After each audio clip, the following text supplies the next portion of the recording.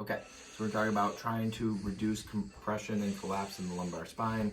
This is very evident with any kind of disc issues, but especially with spinal stenosis. So we're gonna make sure we keep drawing in through that core, closing down the abdominal space, the ribs back and down, the pelvis up and forward, and kind of everything coming back through to leverage this open. So I'm gonna use a wall here. I'm gonna go in my forearms, which is more stable. You can do it through extended arms here, but this is a little bit easier to kind of get into. I'm gonna go in my stride. You can do this also in a squatted position just to kind of get a sense of that weight shifting. Also remember, keep in mind to keep your shoulder blades back and down, especially when you press through there, you want to stabilize that piece.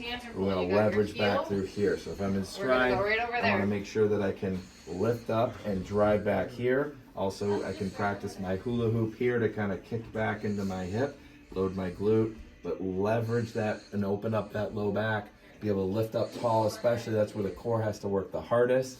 I can also progress into more sliding here and leveraging up here. I can adjust my arms in any variety there, but I got to really use that. Now I can also work on keeping that there. If I'm more out like so, I can do this kind of marching, driving like this, or even just a shift, weight shift, side to side to simulate walking. Any combination of those things. You can even come up here and press and leverage, butts and guts to kind of really work through there. And then this can be progressed further.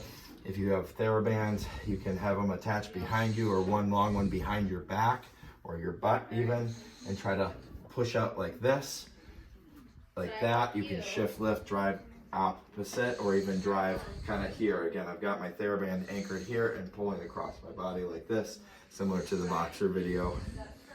And then you can progress in real life by going to the grocery store and using a cart, kind of preferably loaded up.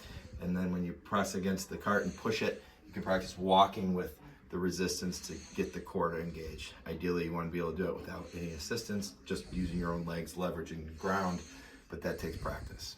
All right, good.